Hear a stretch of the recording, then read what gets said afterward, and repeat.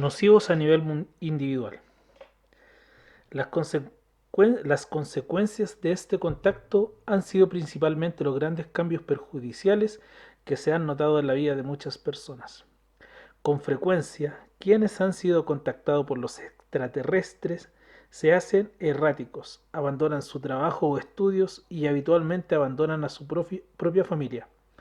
Algunos caen en unos estados de misticismo que los alejan por completo del mundo que los rodea y en general se vuelven bastante problemáticos para la sociedad, creyendo que están llevando a cabo una misión evangelizadora. Abre paréntesis, predicadores de una buena nueva, cierra paréntesis, y salvadora de la humanidad, o sintiéndose depositarios de algún gran avance tecnológico. En algunos casos más agudos, ha habido una pérdida total de las facultades mentales del contactado, trastornándose por completo. En otros ha sido objeto de enseñanzas, persecuciones, sufriendo mucho por ellas y hasta desapareciendo sin dejar rastros. Apartado 22. Quien quiera ver el exacto cumplimiento de lo que estamos diciendo, deberá leer los tres libros en los que Victorino del Pozo narra la vida del famoso contactado italiano Eugenio Siragusa. A uno le da pena ver cómo un hombre lleno de buena voluntad como Siragusa es despiadadamente manipulado y utilizado por los dioses, que fomentan sus ideas mesiánicas y delirantes contra las que el pobre hombre está completamente indefenso. Cuando ya no lo necesiten, lo abandonarán sin más explicaciones, dejándolo en un estado de total desesperación o incluso induciéndolo al suicidio, tal como han hecho tantos otros contactados. Fin de apartado. En algún libro mío he contado casos de suicidio directamente conocidos por mí, del individuo contactado, y hay que hacer notar que estos suicidios fueron debidos, según las notas que los suicidas dejaron, a las ideas que les fueron sugeridas por sus protectores. Por ser algo que está directamente relacionado con el tema que estamos tratando, narraré aquí una anécdota totalmente inédita, tal como me fue contada por el mismo soldado que participó en los hechos. A mediados de la década de los años 70, mientras cumplía el servicio militar en un cuartel de las cercanías de Madrid, cierto día descubrió en un paraje medio escondido en las inmediaciones del cuartel el cadáver del soldado al que se disponía a relevar. Tenía un balazo en la frente. La metralleta con la que estaba haciendo guardia estaba a su lado.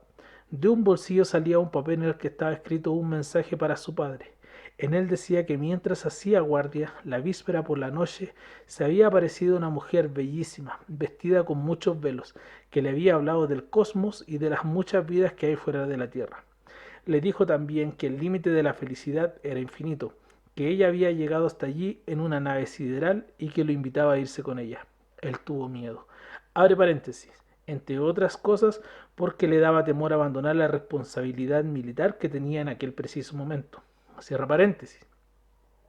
Y aunque le atraía la idea de irse con aquella mujer tan bella, al fin no se atrevió y la dejó alejarse.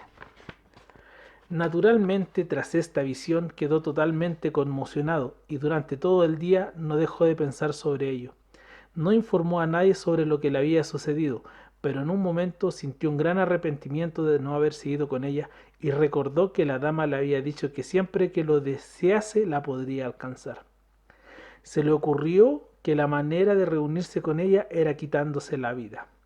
Enseguida se puso a escribir la nota para su padre. En ella le decía también que esa era la única causa de su muerte y que no pensase que estaba triste o amargado.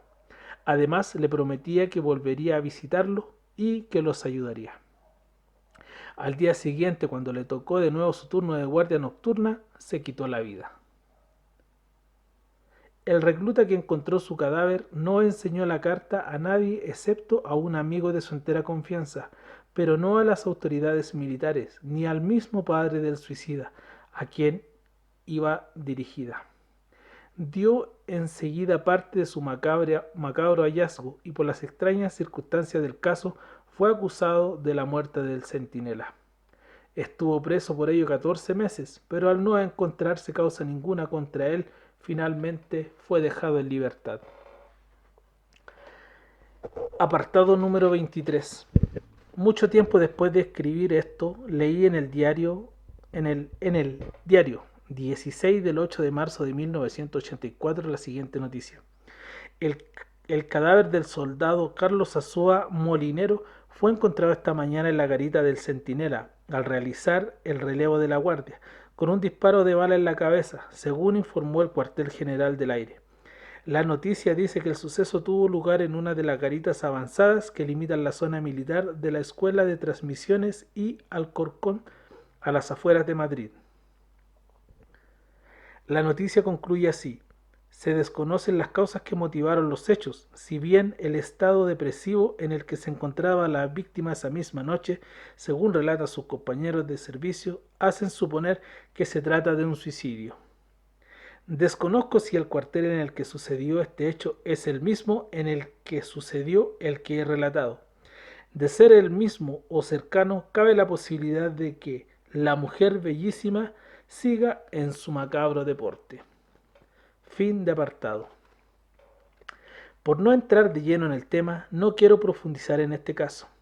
Al lector desconocedor del vastísimo campo de la paranormalología le resultará extraño, pero la verdad es que es un suceso casi típico, en el que se aunan características y detalles que son constantes en las manifestaciones de las hadas, en las apariciones de la Virgen María o de cualquier diosa de otra religión, y en el vasto campo de la omnilogía.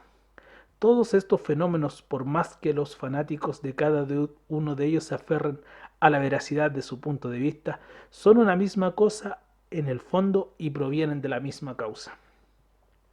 Si trasladamos estos contactos con seres no humanos al campo religioso, nos encontraremos con los mismos resultados, por más que los contactados sublimen toda su experiencia. Allí los contactados se les llama visiones, apariciones o éxtasis, pero la vida del místico, fisiológicamente hablando, se convierte en un infierno, que él sobrelleva con resignación y hasta con alegría a cambio de la iluminación que su mente recibe y de sus maravillosas sensaciones con las que de vez en cuando se ve inundado. Apartado número 24. De nuevo podemos corroborar lo que decimos con un ejemplo contemporáneo. Amparo Cuevas, el vidente de El Escorial, esta humilde y honesta mujer ha tenido unas visiones que atraen a miles de devotos y curiosos de toda España. Ha sido atacada y golpeada por unos desconocidos asaltantes, y con frecuencia sangra en abundancia, sufriendo intensamente por el dolor que le causan los estigmas. Sus mensajes, muy semejantes a los de otros videntes, están llenos de angustiosas amenazas de terribles castigos inmediatos que nunca se cumplen. Abre paréntesis. Todos los profetas han vaticinado siempre calamidades. Cierra paréntesis. Por otro lado, la Santísima Virgen le ha dicho que haga construir allí mismo una capilla a donde vayan a reunirse sus devotos. ¿Por qué precisamente Amparo y por qué aquel lugar? No lo sabemos con certeza, pero sospechamos que, por un lado, por las ondas cerebrales de Amparo, que al igual que las de otros contactados y místicos, son captadas con especial facilidad por el Dios que se les aparece. Y por otro, porque en ese lugar existe un especial magnetismo telúrico que propicia la manifestación de los dioses. Abre paréntesis.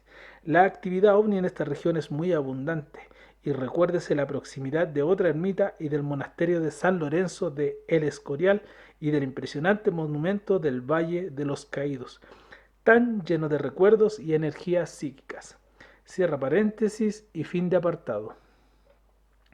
El hecho de que haya casos en los que el contactado haya salido beneficiado no quita nada de cierto sobre los hechos que acabamos de mencionar. Como ya dijimos, muchas veces sucede que estos beneficios son solo iniciales y transitorios, y además los casos nocivos superan con mucho a estos otros en los que el terrestre ha salido beneficiado. Citaré sobre la marcha, como botón de muestra entre miles, el caso sucedido en el pueblito de San Clemente, en la provincia de Cuenca, donde se venera en una ermita a la Virgen del Rus, que según la tradición se apareció a unos pastores en una cueva al lado del río del mismo nombre. En la fiesta anual sacan en procesión la imagen, balanceándola constantemente. Hace unos años la señora encargada de custodiar la ermita se suicidó inexplicablemente. Dejó un papel en el que decía que iba a reunirse con la Virgen. Allí puede verse el árbol en el que se ahorcó.